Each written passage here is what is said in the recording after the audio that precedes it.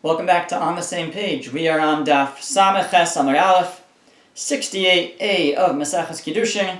We are 4 lines down on the page at the end of the line. The word is Mechti.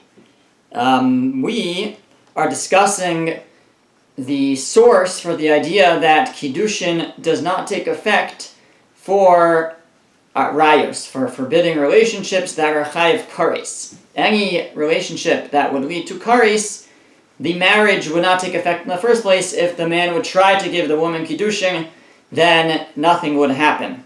They would not be married. So the Gemara was looking for the source, and the Gemara came out that we learn it from Achos Isha. The Gemara had a source for the idea that Achos Isha, which means one's wife's sister, he can't marry his wife's sister, and the Gemara brought a source that even if he would try, that Kiddushin wouldn't take effect. And we see from there, Kiddushin doesn't take effect by chayve kares, by relationships that are chayiv kares, and the Gemara said that we have a hekesh, because it says in the pasuk, Kol asher yasem mikol hatoevos ha'ela v'nichrasu. Anybody who does all of these toevos, all of these abominations, all of these abominable relationships, gets kares, so it groups them all together. So we make a hekesh. All of them fall under the same rules. And just like Achos Isha, just like we know already that Kiddushin doesn't take effect by one's wife's sister, so do all of the chayve kares, all those relationships that would lead to kares. Now the Gemara asked, well, what about nida? A nida, a woman who's menstruating, or after she menstruates, before she goes to the mikvah, is also can lead to kares if they have relations intentionally, and yet we know that Kiddushin does take effect even on a nida. So the Gemara had said, the Gemara brought a drasha, a special pasuk of Tehi nidasa alav, that usehi also is the language of havaya, of coming into marriage, and it learned from there that actually there could be Kiddushin for a nida. So now the Gemara asks, Mechti, so let's examine this. Iko lakusha lanida, viko lakusha la'achos isha. We could compare all of the other arayos, all the other forbidden relationships. We could either compare them to a nida and say that Kiddushin does take effect on them, just like it takes effect on a nida, or we could compare them to Achos Isha, to one's wife's sister, where Kiddushin doesn't take effect, which is what the Gemara had said we do. We asked the Gemara, "My chazis demakshus lehu la'achos isha." What did we see, though, to decide that we should compare other relationships to Achos Isha, to a sister's wife? Akshal nida, we should compare it to a nida. It's also chayiv kares. So we have one example of a relationship that's chayiv kares, that leads to kares, which Kiddushin does not take effect. That's Achos Isha, one's wife's sister. We have another example where it does take effect. That's a nida. So the question is, what should we compare all the other chayve krisis to? Which one? We have a hekesh. The hekesh says all the chayve krisis are in the same category. But which category? Are they like a wife's sister? Or are they like a nida? Does Kiddushin not take effect, or does Kiddushin does take effect? We're saying Kiddushin doesn't take effect because we compare it to Achos Isha, to a wife's sister. But why? Says the Gemara, Kula v'chumra, when we have a kula, when we have a leniency, and we have a chumra, we have a stringency, l'chumra makshinan. We make the hekesh l'chumra. We go to the stringent side when it comes to a hekesh, when it comes to one of these juxtaposition comparisons. So that's a rule about hekesh. A rule about hekesh is that makshinan l'chumra, that we go to the stringent side. So that's why we go with Achos Isha. That's why we compare the other arayos to Achos Isha, to one's wife's sister, that Kiddushin doesn't take effect, because we go with the more stringent side. Rav Acha bar Yaakov Amar, Rav Acha bar Yaakov says, I have a different source that Kiddushin doesn't take effect by chayve krisos. Asya b'kal v'chomer miyavama. I can learn it from a kal v'chomer, logically, a fortiori, from a yavama. Uma yavama shehi belav lo tafsi ba Kiddushin chayve misos v'chayve krisos lo kol shekain. So a yavama, in this case, in this context, means a woman whose husband died without children. She falls to yibum. She's supposed to either get yibum to marry her husband's brother, or get chalitza where he does not marry her. But at this moment, let's say before they do Yibum or Chalitza, she's kind of in the balance. She's waiting for her, for what's going to happen to her. She's called a Yavama. And at that point, she is forbidden to anybody else. She cannot marry anybody else. She cannot have relations with anybody else. She's waiting to either get Yibum or Chalitza from her husband's brother.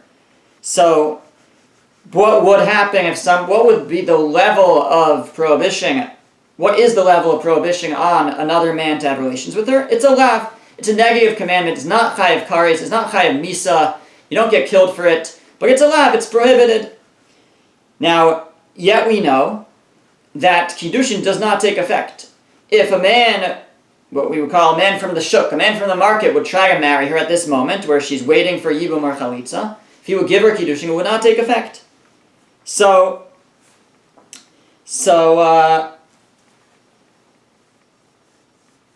therefore, the Gemara makes a kal v'chomer. We say if for this woman, this Yavama, who's just a lav, she's just prohibited, and yet Kiddushin doesn't take effect, so anything that's chayav kares, which is more severe, a relationship that's chayav kares, or a relationship that's chayav misa that you would get killed for in court, so all the more so Kiddushin shouldn't take effect. And that could be our source that Kiddushin does not take effect. It's a kal v'chomer from a Yavama. So ask the Gemara, Yihachi shar chayvei lavinami. So if that's the case, all chayvei lavin, all prohibited relationships, even if they're just a lav, even if they're regular negative prohibition, they should not have Kiddushin take effect. And our Mishnah holds that they do, right? Our Mishnah had examples, for example, an almana to a Kohen Gadol, a widow marrying a Kohen Gadol, or a divorcee marrying a Kohen. They're not allowed, but if they would try, Kiddushin would take effect. That's what our Mishnah holds. But why? Why don't we learn from Yavama and say that just like by Yavama, which is a lav, it's a prohibited relationship, and Kiddushin doesn't take effect, so too all prohibited relationships, even if they're just bilav, even if they're just a regular negative commandment, Kiddushin shouldn't take effect. So Amar Papa says, no, chayvei lavin behed yaksibhu. We have an explicit source that Kiddushin does take effect by regular chayvei lavin, by regular negative prohibitions. Because the pasuk says, Ki siyena leishtei nashim. If a man has two wives, so achas ahuva ve'achas senua, one is beloved and one is hated. So it's talking there about the laws of inheritance, but it describes one wife as ahuva and one is senua. One is beloved, one is hated. Ask the Gemara, v'chiyesh senua lifnei hamakom. How can we describe a woman as hated? Is there a woman that we would say is hated by in the eyes of Hashem, by the Torah? Ve'ahuva lifnei hamakom, one that's beloved? How can we describe them in that way? So rather says, and just to deepen the point, the pasuk there is telling you that you're not allowed to move the inheritance, to abdicate, to take the inheritance from one and give it to another, even though you like one mother better than the other, and so you like the child better. So the Gemara is really bothered the way Rashi explains it. Like, that's obvious. Just because a guy likes one wife better, he shouldn't be able to mess with the laws of inheritance. So is one hated or loved before God that he would prefer one to get the inheritance over the other? No. So what does it mean that one is beloved and one is hated? So says the Gemara, Ela ahuva means when we say there's a wife that's loved, we mean ahuva b'nisua, meaning the marriage is beloved because it was a permitted marriage. And sinua, when we say there's a hated wife, which sounds like she's hated before God to some degree, sinua b'nisua, what we mean is we hate her marriage because she wasn't allowed to marry him. It's a prohibited marriage. V'kamer achmana, and yet the Torah says ki siyena, when they will be to him as a wife. So the Gemara says, you see that there are chayvei lavin, there are hated marriages, there are hated relationships that work, that the Kiddushin works. They could be husband and wife, even though it's prohibited. And that would be chayvei lavin. Again, these run-of-the-mill prohibitions, they're not necessarily run-of-the-mill, but they're not kares, you don't get killed for, you don't get spiritual excision, but you get malchus, you get lashes, they're forbidden, like a Kohen marrying a divorced woman. They're not allowed to get married. If they do, it's sinua, it's hated before God, but it works. So since we have an explicit source describing a type of hated marriage that still works, so we see that actually Kiddushin does take effect by Chavei Lavin in general, by regular prohibitions. It's specifically by a Yavama that we have an exception. Ask the Gemara, Rabbi Akiva da Amar in Kiddushin Tovsim b'Chavei Lavin. But according to Rabbi Akiva, who holds that Kiddushin does not take effect by Chavei Lavin, our Mishnah held that it takes effect in the cases we mentioned. An almana l'kohen gadol, a widow marrying a kohen gadol, or a kohen marrying a divorcee. But what about Rabbi Akiva? Rabbi Akiva, we know, holds ein Kiddushin tovsim b'Chavei Lavin.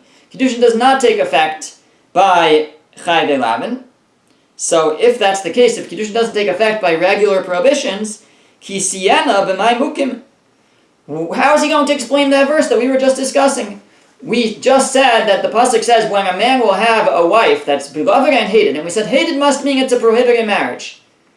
And yet there's the prohibited marriage that works. But Rabbi Akiva holds that Chavei Lavin, the marriage doesn't work. So what's an example of a prohibited marriage that the Kiddushin takes effect? Says the Gemara, Mukim ba'almana l'kohen gadol u'krib simai. There is an exception to Rabbi Akiva's rule, and that is almana l'kohen gadol, a widow marrying a kohen gadol. According to Rabbi Simai, even according to Rabbi Akiva, it works. It's an exception to the rule. Rabbi Akiva holds in general, Kiddushin doesn't take effect even by Chavei Lavin, but there's an exception which is almana l'kohen gadol, a widow marrying the high priest. Did Tanya, because we're learning a brisa. Rabbi Simai Omer, Rabbi Simai says, Mina kol haya Rabbi Akiva osa mamzer. Rabbi Akiva considered the product of every prohibited relationship to be a mamzer, which implies that and Kiddushin doesn't take effect, chutz me'almana l'kohen gadol, except for a widow marrying a kohen gadol, which the Torah says it prohibits explicitly. It's a lav, but Shari Amar Torah, but the Torah says the lo yichalel, that we don't want to profane the offspring, which implies, says the Gemara, the implication is that it would make the offspring, the Kohen Gadol's child, a halal, profane, disqualified from serving as a Kohen, but it sounds like he's a halal, but he's not a mamzer. So we see that, and any of the relationships that Kiddushin doesn't take effect, the offspring is a mamzer. So we see that this is an exception, because the Torah says when that a Kohen Gadol shouldn't marry a widow so as not to profane his offspring. But it sounds like all that would happen is it would profane the offspring, it wouldn't make them a mamzer, it would make them a chalal but not a mamzer, which implies that Kiddushin would take effect in that case. So there is a case where there's a hated marriage where Kiddushin takes effect. Ask the Gemara, Rabbi Yesheva of De'amar, but according to Rabbi Yesheva, who says, Bo b'nitzvach al Akiva ben Yosef, let's go and yell at Rabbi Akiva ben Yosef, Shaya Omer, who would say, Kol she'en lo b'yo b'Yisrael avad mamzer. He said, Rabbi Akiva said, where if it's not a permitted relationship, the Vlad, the child, is a mamzer. Now he seems to be saying a catch-all rule, that there's no exceptions. But he seems to be saying any relationship that is prohibited, the child is a mamzer. So if that's the case, then what is going to be the case of our pasuk of kisiyena leish, where a man has a wife who's hated, where the relationship is hated, where the relationship was forbidden? How could there be a kiddushin according to Rabbi Akiva? The way Rabbi Yesheva is presenting Rabbi Akiva's rule, it's across the board. Any hated marriage is by definition not a marriage. Any prohibited marriage cannot take effect. It's not a marriage.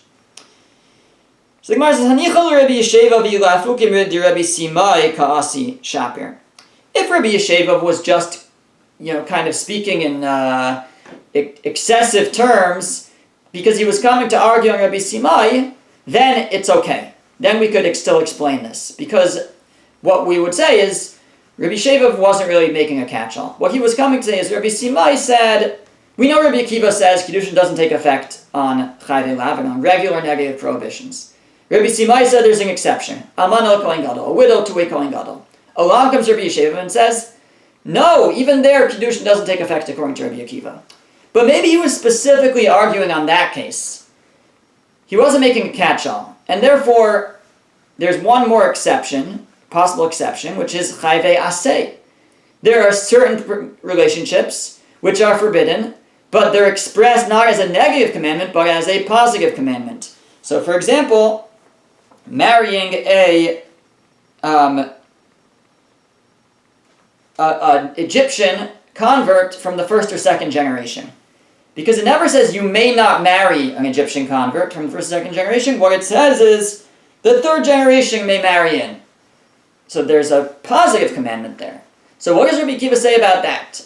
Meaning, we can infer that the first and second generation cannot marry, but it's a positive. It's expressed as a positive commandment. The third generation can marry in. So would Rabbi Akiva still say that Kiddushin doesn't take effect? So it depends how we understand Rabbi Yesheva's statement. If he was just coming to argue on Rabbi Simai and say, Rabbi Simai, you said a widow to a Kohen Gadol, Kiddushin doesn't take effect. And I say it does. And he was specifically coming, you say it does take effect according to Rabbi Akiva, and I say even there Rabbi Akiva holds it doesn't take effect. But he wasn't talking about Chayvei Aseh. We could maintain that Chayvei Aseh, positive commandments of prohibited marriages, Kiddushin will take effect, and that's how Rabbi Akiva could explain the pasuk of Senua, the hated marriage where it takes effect is a first generation Mitzri convert to a regular Jew. But if he was not coming to argue on Rabbi Simai, he was expressing his own view of Rabbi Akiva, and he meant even Chayvei Aseh, even positive commandments, Rabbi Akiva would say Kiddushin does not take effect. What will Rabbi Akiva say is the case that is a hated marriage where Kiddushin still takes effect? We know it's not Chayvei Krisus for sure, or Chayvei Misus based thing, where somebody's getting killed or spiritual excision for that relationship, but Kiddushin for sure doesn't take effect there, according to everybody. It's not negative commandments, because Rabbi Akiva holds it doesn't take effect there. According to Rabbi Akiva, according to this possibility in Rabbi Akiva holds even positive commandments that forbid certain relationships, Kiddushin won't take effect in those relationships. So what's this hated marriage where Kiddushin still takes effect? Says the Gemara, what will he establish it? Be'ula leKohen Gadol. The case would be a Kohen Gadol marrying a woman who was a be'ula. She's no longer a virgin. But she was not married. She's not a widow. She's not divorced. But she is a be'ula. That is a positive commandment. And it says, Isha b'psula yikach, that a Kohen Gadol has to marry a bisula, a virgin. He cannot marry a be'ula, a woman that's already had relations. Now, why would this be an exception? It's still a Chayvei Aseh. It's still a positive commandment. U'maishna, why is it different? Mishum da'avilei aseh shein shava bakol. Because it's a positive commandment, but it's not applicable to everybody. It's only for a Kohen Gadol, and therefore it's a little bit more lenient than everything else. Meaning you have to find something for Rabbi Akiva. What's this hated marriage that we're talking about? So it's not regular Chayvei Aseh, because regular Chayvei Aseh, regular positive commandments apply to everybody. So it must be something that has like some level of more leniency, and therefore he has to pin it on a be'ula marrying a Kohen Gadol. It's the sort of the lightest type of prohibition because it's expressed as a positive commandment, and it only applies to a Kohen Gadol. So it's a light, if we may say so, a commandment, and it's prohibited, but Kiddushin will still take effect. That will be the case that Rabbi Akiva says Kiddushin will take effect. Okay. Says the Gemara, V'Rabbanan. Now the Rabbanan, Ademuki la b'chayvei lavin, nukma b'chayvei aseh. So the Rabbanan said that, you know what the hated marriage is? Any chayvei lavin. Right? That's what we said earlier. We suggested, why don't the Rabbanan agree to Rabbi Akiva that Kiddushin doesn't take effect by chayvei lavin? Learn it from Yavama. Yavama is a lav. It's a regular negative prohibition. It's not karis or anything. Yeah, Kiddushin doesn't take effect. All lavin should be the same. So the Gemara said, No, because the pasuk talks about a hated marriage where Kiddushin takes effect. That's a lavin. So we see that by regular lavin, regular negative commandments, Kiddushin still takes effect. So the Gemara says, why say that that's what the pasuk is talking about? Nukma b'chai ve'aseh. We should say the pasuk is talking about positive commandments. Maybe really we should learn from Yavama that Kiddushin does not take effect by lavin, by negative commandments. And the pasuk that talks about the hated marriage is talking about where there's a positive commandment, like not to marry a first or second generation Mitzri convert. That's what it was talking about. Why are we assuming that pasuk is talking about chayve lavin? Says the Gemara, Hani chayve yaseh maininu. What would the pasuk be talking about if it's chayve yaseh? Ishtein Mitzrios. If both of this man's wives, right? The pasuk talks about he has a loved wife and a hated wife. So if they're both Mitzrios, if they're both Egyptian converts, Shtein Snuas, then they're both hated, meaning they're both prohibited. So that can't be what it's about. And Achas Mitzris v'Achas Yisraelis, if one of them is an Egyptian convert and one of them is a Jewish convert, but Shtei Nashim Me'am Echad Ba'inan. It says if a man has two wives, and the implication is they're two wives that are similar in that they're from the same nation. So it doesn't sound like they would be, two different nations. So it wouldn't be that chayve aseh. It wouldn't be the aseh of not marrying an Egyptian convert. Be'ula kohen gadol. So you'll say, maybe it's talking about a be'ula marrying a kohen gadol, a non-virgin marrying a kohen gadol. Chayve aseh, it's a positive commandment. It's forbidden. Maybe that's what it's talking about. No, miksiv tiena lekohen. The pasuk doesn't say ki siena lekohen. If a kohen will have two wives, it says ki siena leish. It sounds like it applies beyond just a kohen or a kohen gadol. So that's why the Rabbanan assumed it's talking about chayve lavin, it's talking about prohibited, general prohibited relationships, and that still Kiddushin takes effect. Now, Rabbi Akiva has to say it's talking about chayve lavin. So by force, he doesn't have a choice to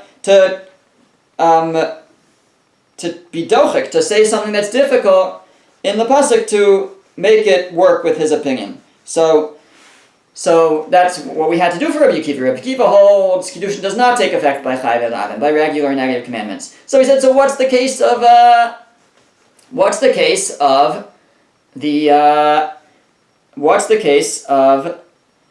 this pasuk? Who's this hated wife? So either we said, according to Rabbi Simai, it's an almana l'kohen gadol. It's a widow to a kohen gadol. Now that doesn't fit so great in the pasuk because the pasuk says when a man will have it. It doesn't say when kohen gadol will have two wives.